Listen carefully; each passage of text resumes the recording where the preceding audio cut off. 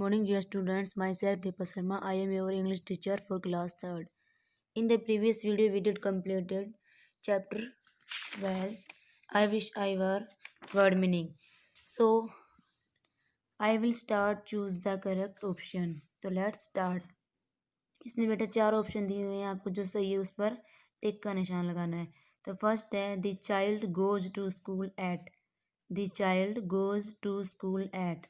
बच्चा कितने बजे स्कूल जाता है?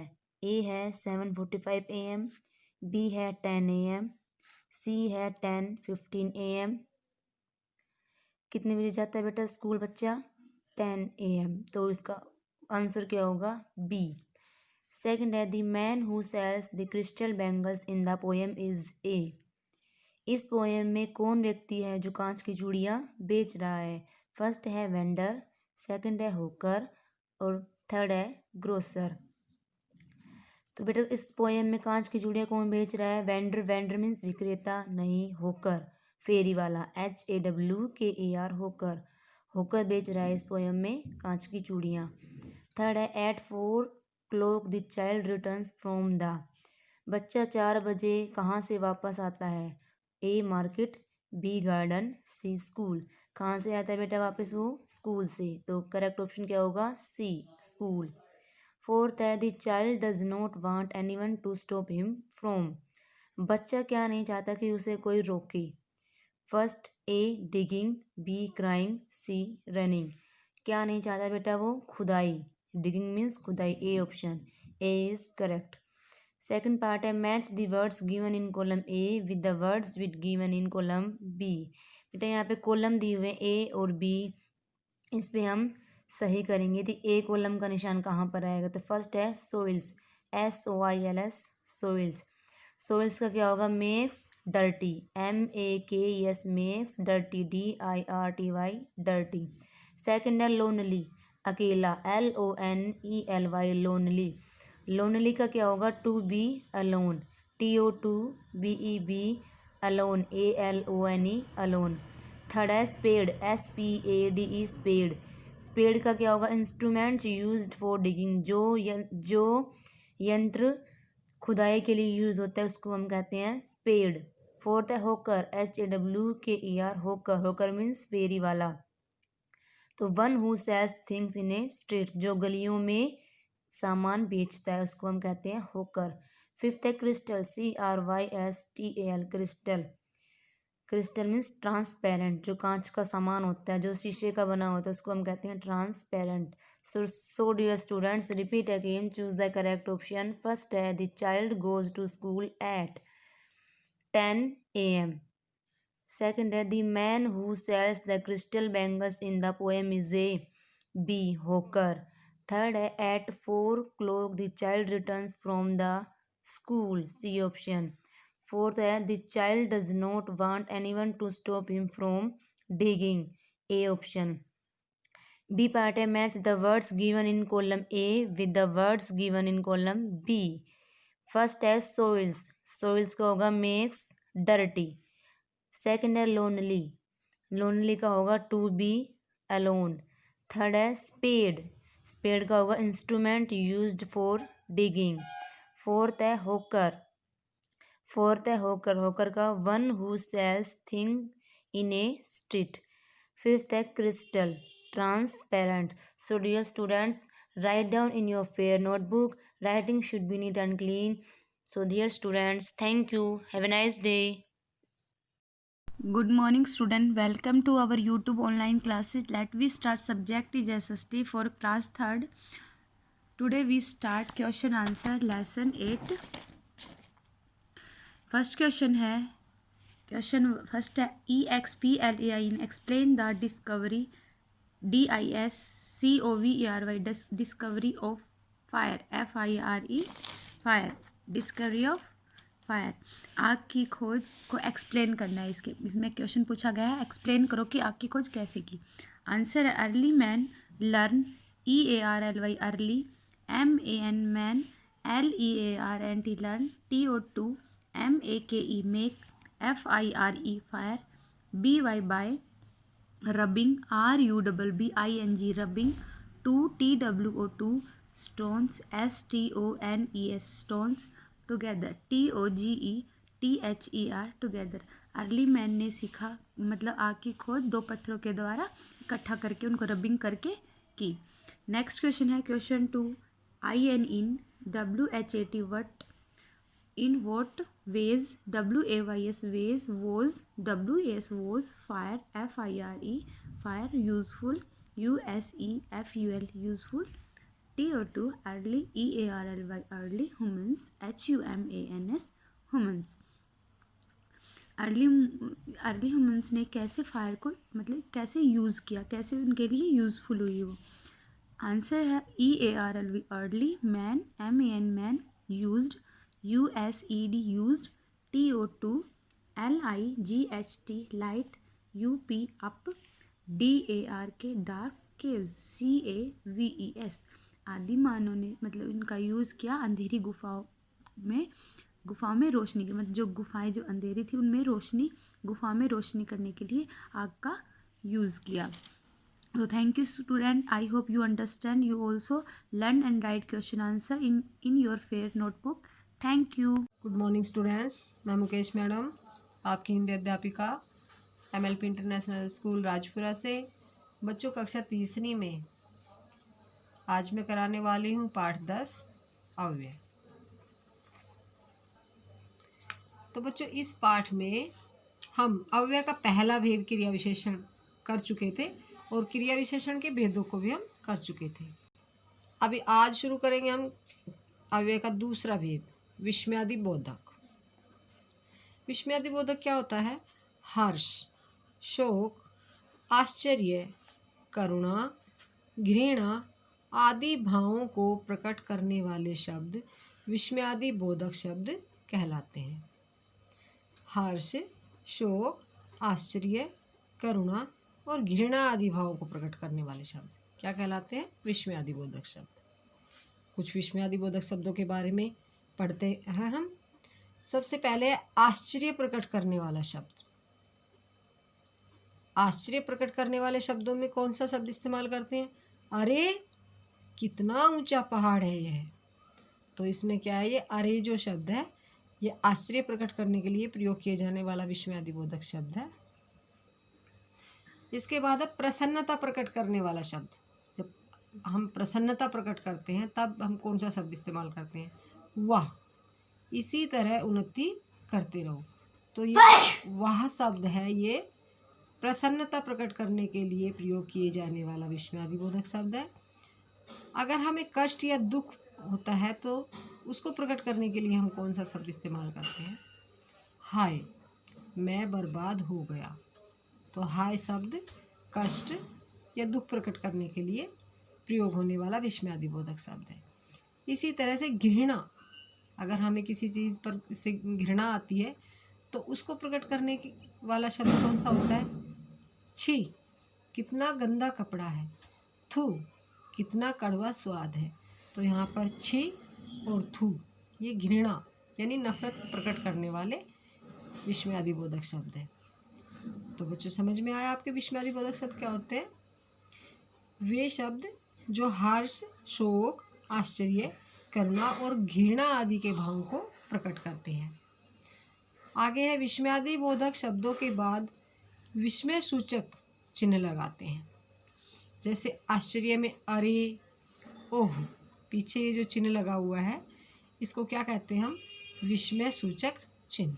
प्रसन्नता में आहा और वाह. दुख के लिए हाय और उफ. घृणा के लिए छी और थू. और इनके पीछे कौन सा चिन्ह लगता है? विस्मय सूचक चिन्ह.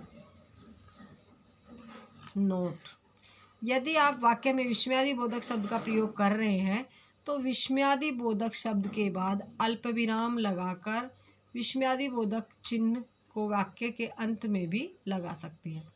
जैसे हे भारत माता, तुझे सत सत नमन. विस्मयादि बोधक शब्द के बाद हमने क्या लगाया? यहाँ अल्प विराम और अंत में क्या लगाया हमने? विस्मय सूचक चिन्ह. तो इस तरह से भी हम इसे लगा सकते हैं. अव्यय का अगला भेद है समुच्चय बोधक. जो तीसरा भेद है वो क्या है? समुच्चय बोधक। जो शब्द दो शब्दों, वाक्यों या वाक्यांशों को जोड़ने का काम करते हैं, जोड़ते हैं, उन्हें समुच्चय बोधक शब्द कहते हैं। जैसे गोपी और कृष्ण पढ़ रहे हैं, यहाँ गोपी और कृष्ण दो शब्दों को किससे जोड़ा गया है? और से। तो और क्या है? समुच्चय बोधक शब्द है। इसी तरह से मुझे आज बुखार है इसलिए मैं स्कूल नहीं जाऊंगा, यहाँ दो वाक्यों को किससे जोड़ा गया है? इसलिए से। तो इसलिए क्या है? समुच्चय बोधक शब्द है। इसी तरह से वह धनवान है लेकिन मूर्ख है, यहाँ दो वाक्यों के किससे जोड़ा गया है? लेकिन से। तो इन वाक्यों में और, इसलिए, लेकिन दो शब्दों या वाक्यों को जोड़ रहे हैं। और शब्द गोपी और कृष्ण दो शब्दों को जोड़ता है, इसलिए तथा लेकिन दो वाक्यों को जोड़ रहे हैं, इसलिए इन शब्दों को क्या कहा जाता है? समुच्चय बोधक शब्द कहा जाता है। कुछ अन्य समुच्चय बोधक शब्द भी होते हैं, जैसे तथा, एवं, परंतु, किंतु, या, वरना, बल्कि, जबकि, कि और अतः। इन शब्दों से भी हम दो शब्दों, वाक्यों या वाक्यांशों को जोड़ सकते हैं। अभी अव्यय का अगला भेद, चौथा भेद कौन सा है? संबंध बोधक। जो शब्द संज्ञा या सर्वनाम शब्दों का संबंध वाक्य के अन्य शब्दों के साथ बताते हैं, उन्हें संबंध बोधक कहते हैं। जैसे ललित पिताजी के साथ सर्कस देखने गया। ललित और किसका संबंध है यहाँ? पिताजी का। किसके साथ गया? पिताजी के साथ। तो यहाँ जो के साथ है ये ललित और पिताजी का संबंध दर्शा रहे हैं और ये संबंध बोधक शब्द है। इसी तरह नमिता का भाई आया है, यहाँ का नमिता और उसके भाई का संबंध दर्शा रहा है, तो यहाँ पर का संबंध बोधक शब्द है। रमन स्कूटर पर जा रहा है, यहाँ पर शब्द रमन और स्कूटर का संबंध दर्शा रहे हैं, तो यहाँ पर जो पर शब्द है वो संबंध बोधक शब्द है। इन वाक्यों में के साथ का, पर शब्द दो शब्दों का संबंध बता रहे हैं। के साथ ललित और पिताजी का संबंध बताता है, का नमिता और भाई का संबंध बताता है, पर रमन और स्कूटर का संबंध बताता है, इसलिए ये संबंध बोधक शब्द है। तो बच्चों आज हमने इस पाठ में अव्यय के 3 भेद और पढ़े हैं। आप लोगों को ये तीनों भेद विस्मयादि बोधक, संबंध बोधक और समुच्चय बोधक अपनी पुस्तक से अच्छे से पढ़ने हैं और याद करने हैं। तो बच्चों इसका जो अभ्यास कार्य है वो मैं कल कराऊंगी। कल फिर मिलते हैं, तब तक के लिए धन्यवाद। Good morning student, welcome you to online class MLP School Rajpura. Myself Poonam, your computer teacher. Today we are doing shortcut keys. Now we start shortcut keys. Control plus A, control की spelling होगी CTRL। Control plus A की क्या होगी? Select all, SELECTALL। Control plus A की हो जाएगी select all. Next है control plus C, CTRL। Control plus C की क्या हो जाएगी? Copy, COPY। नेक्स्ट है control plus S। Control plus S की क्या हो जाएगी? Save, SAVE। नेक्स्ट है control plus V। Control plus V की हो जाएगी पेस्ट, PASTE, पेस्ट। नेक्स्ट है control plus P। Control plus P की क्या हो जाएगी? Print, PRINT। नेक्स्ट है control plus X। Control plus X की हो जाएगी कट, CUT। नेक्स्ट है control plus O। Control plus O की हो जाएगी ओपन। कोई भी फाइल ओपन करने के लिए जो हमें पहले सेव कर रखी है उस फाइल को ओपन करने के लिए। नेक्स्ट है control plus N। Control plus N की क्या हो जाएगी? New, NEW, new file open करने के लिए। नेक्स्ट है control plus B। Control plus B की हो जाएगी BOLD। कंट्रोल प्लस B की क्या होगी? बोल्ड। नेक्स्ट है control plus T। Control plus T की हो जाएगी टैब, TAB। नेक्स्ट है control plus you. Control plus you की हो जाएगी underline, UNDERLINE, underline. Student, write this shortcut keys in fair notebook. Thank you. Have a nice day. Good morning to all of you. Let we start our maths online classes for class 3rd. My dear student, in previous class we do question number 1st to 5th of exercise 8.7. Today we will start from question number 6. Student, these questions related to word problems, so you listen and understand carefully. Now question number 6. Vishal had rupees 89 with him. विशाल के पास कितने rupees है? 89 rupees. He spent rupees 32.75 on lunch. इनमें से students वो 32.75 rupees lunch पे खर्च कर देता है. How much money has he now? Students हमें फाइंड करना है अब उसके पास कितनी मनी लेफ्ट रह जाती है. Now statement is Vishal add. Vishal के पास कितने रुपीस थे? 89 रुपीस. ही स्पेंट, उसने कितने रुपीस खर्च किए? 32.75 rupees. Now money is left. Left निकालना तो स्टूडेंट क्या करेंगे? माइनस. 0 में से 5 माइनस नहीं होगा, कैरी लेंगे 8. ये कैरी इधर देगा 9. नाउ 10. 10 में से 5 को माइनस किया 5. 9 में से 7 को माइनस किया 2. Now point. 8 में से 2 को माइनस किया 6. 8 में से 3 को माइनस किया 5. So students, he has 56.25 rupees. अब उसके पास कितने रुपीज़ लेफ्ट रह गए? 56.25 rupees. I think students you understand. Now we do next question. Now question number 7. Sultana has 579.60 in her account in the bank. Sultana के बैंक अकाउंट में कितने rupees थे? 579.60 rupees. She withdraws 369 from her account. वो अपने account से कितने rupees withdraw करती है? 369 rupees. What is the balance in her account now? Students हमें फाइंड करना है अब उसके बैंक अकाउंट में कितना बैलेंस लेफ्ट रह जाते हैं. स्टूडेंट्स लेफ्ट निकालना तो क्या करेंगे? Minus. Statement is Sultana has in account. Sultana के अकाउंट में कितने रुपीस थे? 579.60 रुपीस. सी विड्रॉज, वो कितने रुपए निकाल लेती है? 369. स्टूडेंट्स यहाँ पैसे गिवन नहीं तो पैसे आप राइट करोगे 0. नाउ स्टूडेंट बैलेंस इन अकाउंट. अब उसके अकाउंट में कितना बैलेंस लेफ्ट रह जाता है? लेफ्ट निकालना स्टूडेंट्स माइनस करेंगे. नाउ 0 में से 0 को माइनस किया 0. 6 में से 0 को माइनस किया 6. Now point. 9 में से 9 को माइनस किया 0. 7 में से 6 को माइनस किया 1. 5 में से 3 को माइनस किया 2. So students, now balance in his account 210.60 rupees. अब उसके अकाउंट में कितने रुपीज़ बैलेंस रह जाते हैं? 210.60 rupees. I think students you understand. Now question number 8. Bala had rupees 250 in her purse. बाला के पास में उसके पास कितने रुपीस थे? 250 rupees. She spent 72 on fruits. वह 72 रुपीस फ्रूट पे खर्च करती है. And 38 on vegetables. 38 rupees vegetable पे खर्च करती है. And 15 on conveyance. और 15 रुपीस कन्वेंस पे खर्च करती है. Now how much money was still left with her. अब ये सब खर्च करने के बाद उसके पास कितनी मनी लेफ्ट रह जाती है स्टूडेंट्स, ये हमें फाइंड करना है. स्टूडेंट्स इस क्वेश्चन में पहले हम टोटल स्पेंड फाइंड करेंगे. मीन्स जो उसने फ्रूट्स पे, वेजिटेबल पे और कन्वेंस पे खर्च किए पहले उनको ऐड करेंगे. फिर उसके पास पर्स में जो मनी थी उसमें से उसको माइनस करेंगे. तो उसके पास जो मनी लेफ्ट रह जाती है वह फाइंड आउट हो जाएगा students. So statement is spend on fruits. Fruits पे खर्च किए 72 rupees. Spend on vegetables. Vegetable पर खर्च किए 38 rupees. Spend on conveyance. Conveyance पे खर्च किए 15 rupees. Now see spend total. Total कितनी मनी खर्च करती है? टोटल करना है तो ऐड करेंगे. 2 में 8 को प्लस किया 10. 10 में 5 को प्लस किया 15. 5 1 carry. 7 + 3 10. 10 + 1 11 + 1 carry 12. So students see spend total money 125 rupees. Now students उसके पास पर्स में कितने रुपीज़ थे? बाला है 250 रुपीज़. सी स्पेंड टोटल उसने कितने खर्च किए थे? 125 रुपीज़. इसको इसमें से माइनस कर देंगे. Now money was left. Student left निकालना तो माइनस करेंगे. 0 में से 5 माइनस नहीं होगा, कैरी लेंगे 4. 10. 10 में से 5 को माइनस किया 5. 4 में से 2 को माइनस किया 2. 2 में से 1 को माइनस किया 1. So students was left with her 125 rupees. अब उसके पास कितने रुपीज़ रह जाते हैं? 125 rupees. I think students you understand.